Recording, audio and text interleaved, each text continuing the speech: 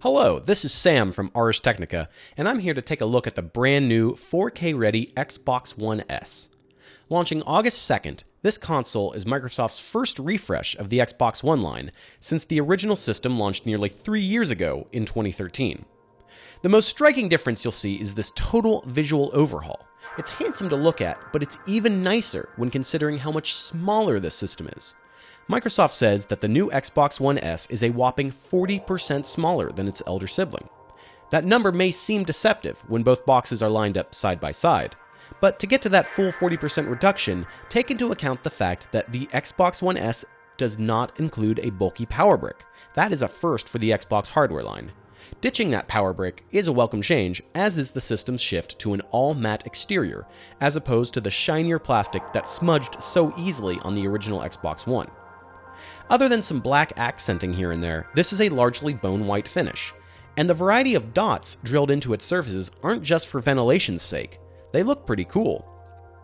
The system's front USB slot has been moved from an awkward side panel to the very front of the Xbox One S, so you can finally stick the system directly into an entertainment center and still have access to a USB stick or a cord.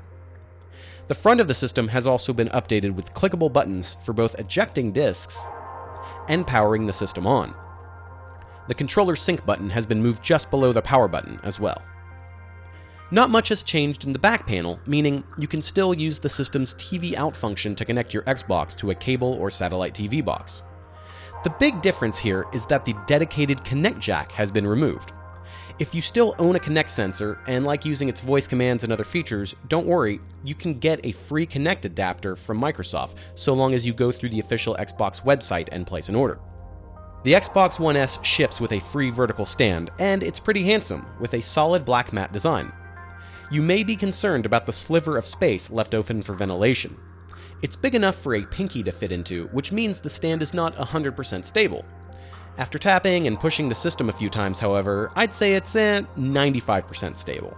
Basically, don't put it somewhere your pets or children might knock it down, which we'd suggest anyway. Overall, the updated design looks much better than the old VCR-like monstrosity of the original model, and the Xbox One S's button and slot changes are all welcome. Without a power brick, the included cord to your power outlet is now much shorter. Thankfully, the new system uses a standard 2-slot power cord, just like you'll find in the PlayStation 4 and many other consumer electronics, so you can get a longer replacement cord for pretty cheap. The Xbox One S comes with the system's new default controller, which, other than being white, doesn't look much different than the old one. Its biggest differences aren't easy to see. First, the new gamepad has some welcome texturing on its backside, a sort of dimpling that makes the controller feel more rigid in your hands, which is nice if your hands get sweaty while racking up high scores or poning noobs. It's also been updated with Bluetooth functionality to make it easier to connect your gamepads to a computer, but that's only compatible with Windows 10 PCs. Otherwise, you'll need an official wireless adapter, an old-fashioned micro USB cable, or third-party software to manually assign buttons to your favorite games or software.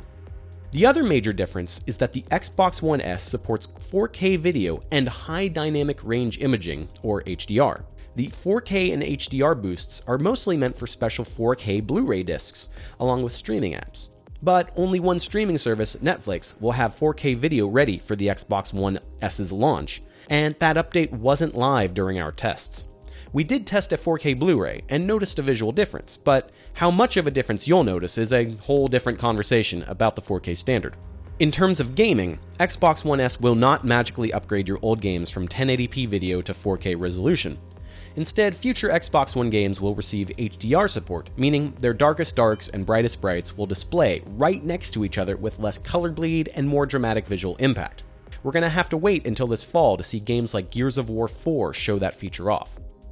Be warned though, if your TV or monitor does not support either HDR or 10-bit color depth, you may be blocked from many of the Xbox One S's visual upgrades. Our Dell 32-inch workstation monitor does not play nicely with the Xbox One S's 10-bit color demands, in spite of the monitor being rated for that color depth setting and having a compatible HDMI 2.0 interface. Triple check that your screen of choice plays nicely with the HDR10 spec before plunking down for the Xbox One S. Even if you don't have a spanking new 4K or HDR TV, the Xbox One S is a quality piece of kit, and while its launch model is priced at $400 with 2 terabytes of memory, Microsoft will soon release a $300 version with 512 gigs.